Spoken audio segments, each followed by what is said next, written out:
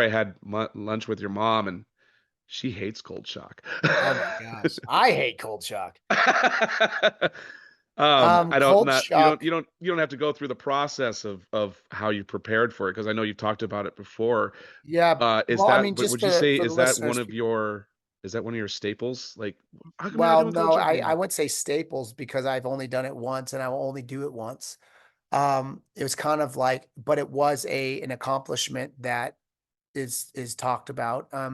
So cold shock, I had this idea. What was it? Cold shock was an under ice water escape. It's not a I magic trick. It's not a magic trick at Right. all. It was a stunt slash escape. And I was dropped into 39-degree ice water, chained and shackled with a 100-pound weighted vest holding me down. I had to pick locks hold my breath, pick locks in the ice water, then remove the vest and then come back up for air. So I've been doing underwater escapes for years and, lock picking, things like that for years. And I thought underwater, right? And you kind of go, people are always scared, like, oh my gosh, you have to hold your breath underwater. Because if I'm picking locks right now, you'd be like, okay, that's fascinating, but you're not Yeah. intense. When you're underwater holding your breath, it's like, okay, let's go, hurry up. Well, I thought, what if the easiest part of the whole stunt was the holding your breath underwater? What if the holding your breath underwater was like, who cares about that? Right? Mm, Who cares about holding your breath underwater when it's the most important aspect of any underwater escape? mm, So I said, how do you do that? And I thought, well, oh, ice water. And I thought, well, that's crazy because people take ice baths and they're like, and it's so important yeah. whenever you're doing cold exposure, Wim Hof techniques or ice baths, breathing is so important. You have to breathe. Otherwise you can't do it. Right. One of the reason why the stunt was called cold shock, it's because, you know, what 30% of people who fall through like an icy lake or a pond and they get underwater, 30% of the deaths and when that happens are caused by cold shock. So what is Hmm. cold shock? Cold shock is when your body is stimulated by cold water that you immediately gasp. Right. But when you're underwater, what you just did is inhale water. And now you drown because your body shocked up and you took a breath and you drank some water, basically. And that's about a third of all deaths happen that way. And so it's very, very dangerous. Your body's just shock reaction. And so what I thought of is like, well, what if it was an ice water stunt where it's like, okay, you fell through ice and now you have to free yourself. You can't just go back up. So the reality was I had this idea and I thought, oh, I'm going to fake it. And we've established, by the way, that Alex is crazy enough to be like, no one can do it. I'm going to challenge myself. Um, um, If you I stuck said, this I'm going far to, in the podcast, we know that yeah, Alex yeah, wants to yeah. challenge himself. And Yeah. anyway, I said, well, my first initial thought was I was going to fake it. I was like, you know what I'm going to do? Um, I'm going to, um, I'm going to get fake ice and I'm going to gimmick a hmm, thermometer that reads colder than it is. And then I'll just fake the thing. Right. And then fake ice, the acrylic ice, it sinks. It doesn't float. So I go, dang. So it's like, I need floating ice. So the floating ice that exists is like this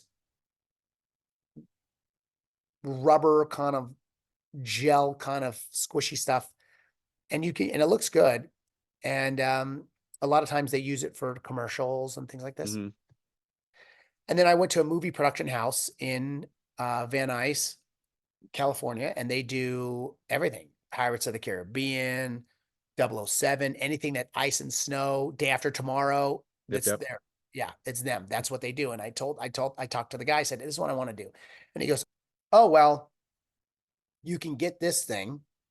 It's really expensive, actually, Hmm. especially for the amount that I needed.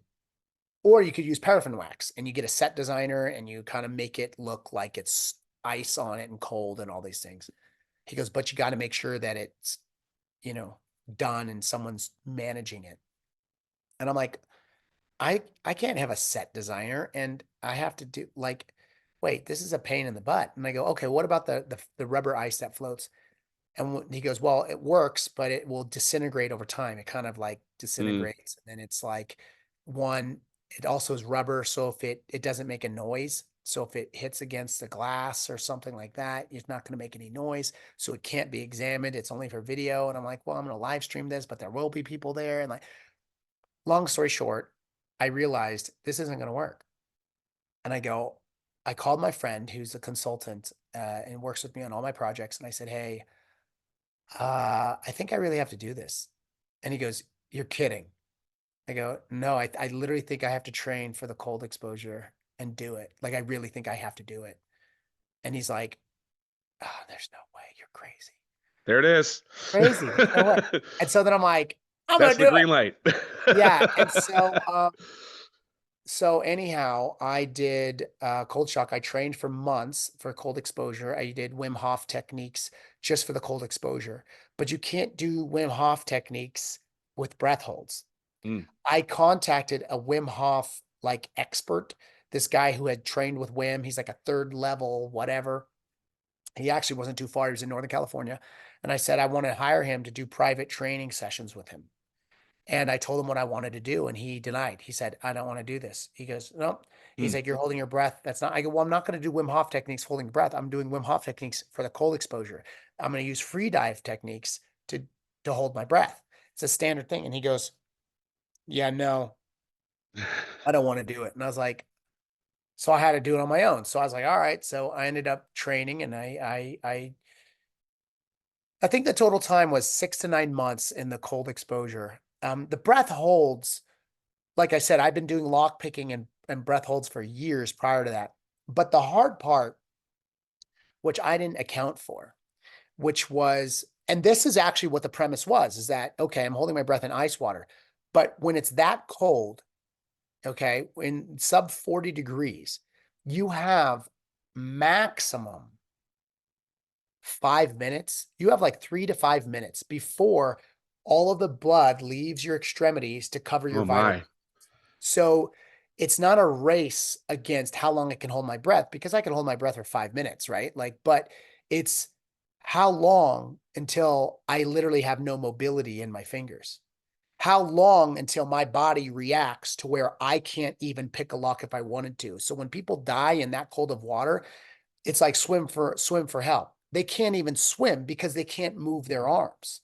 They can't kick their legs because all the blood left their extremities and it's covering vital organs, right? That's the problem, is that when it's that cold, you can't move because you literally can't. You can only wait there. You can't go swim for help, right? You would never, if it was that cold and it was in the middle of the lake, you wouldn't even be able to swim Right. the mile to the shore because you wouldn't be able to move your arms. So the point is, that was what the premise was. I was underwater for, I think, 2 minutes and 13 seconds, if I remember correctly. 2 minutes and 13 seconds. Yeah. And 30, it was 39-degree ice water. And then we had paramedics on standby. The paramedics, when they showed up to the stunt, I gave them a brief of what's going to happen. I said, my training partner is my safety partner. Blake will tell you what to do. If there's a problem, Blake will let you know. And I said, and if there's a problem, you just, treat it like you You've would hold somebody at a lake. And they were like, oh, really? Okay. So what's the trick? And I go, no, there's no trick. And I go, you could you go feel the water. And so, because it's in a tank, it was in a tank with a plexiglass front and sides and everything. sure. And so the paramedics, the firemen came over and they put their hand in the water and the ice and they go, no, bro, that's real. That's real. Okay. And I was like, and I didn't realize how cold I was um, until after I got out. I got out, I pulled myself out, and there's this platform that I was on. And I went on the platform, and then the paramedics came. And when I felt just his hand on me, just on my body, it felt like it was burning. And Right. it was just his hand. And that's what I remember thinking, like, oh my gosh, my body is so cold right now because his hand, like, it's so hot and it's just a normal temperature. That's how I I knew my body I was think cold. I've seen you do cold shock twice. Well, no, I mean, I only did cold shock once the live stream. I trained for it. Right. And my other underwater escapes, I've done underwater escapes, but I wasn't ice water. That's the Oh, difference. okay. Yeah, yeah. Okay. So that explains. So if you've seen Alex's show, a lot of his for people watching, a lot of his cues come from music, right? Yeah. So Oh yeah. I know that you use the Dark Knight theme for the Yeah. underwater escape. Yeah. Yeah. Um, for doing that and having the cue, you are intentionally holding your breath until you hear the cue. Or are you counting? Are you? No, no, no. I know my time, how long I'm under. Uh-huh. So I have music that I will remember and I'll know when the beats are. So I want to know I've been underwater for how long? Here's a 30-second mark. Here's a 60-second mark. Here's a 90-second mark. Now we're going over 2 minutes. I think the longest I've ever in a live performance, I think the longest I was underwater, I think I'm going to say 3 minutes. Because I was having trouble with a I was lock. there. I know which one you're talking about. It was in Yeah. Walnut Creek. You had the truck had just arrived like 15 minutes or 20 minutes before showtime. Prior to show. I was there for that. Yeah. I even Yeah. went up And to that your was, mom afterward and was like, "What happened?" And she goes, "I oh, she we were ready to hit the glass." yeah, yeah, there definitely was a time where I was underwater. I mean, usually, I want to go in that 90-second mark. My goal is to try and hit 90 seconds. And, I'm not doing any, I mean, obviously there's showbiz in it that is I'm using the handcuffs and the locks that I'm familiar with, that Right, I know. Um, I wouldn't do something crazy like someone says, "Hey, here's my lock, pick it." It's like, I could pick it, but I'm not gonna try and pick it while I'm holding my breath underwater. right, I could go, oh, this one's tough because that's happened where I'm just like, oh, this one's hot. This one's tough. This will take work, right? Some are easy. I'm using the locks that I'm familiar with, that I know how to do right. when I'm doing the underwater stuff. But um, yeah, I have the music there because that cues me to how long I've been underwater, how long I know my beats. So I know Yeah. like, oh man, it's been 30 seconds. I should get going here because now, oh, this one's taking me a little bit more time.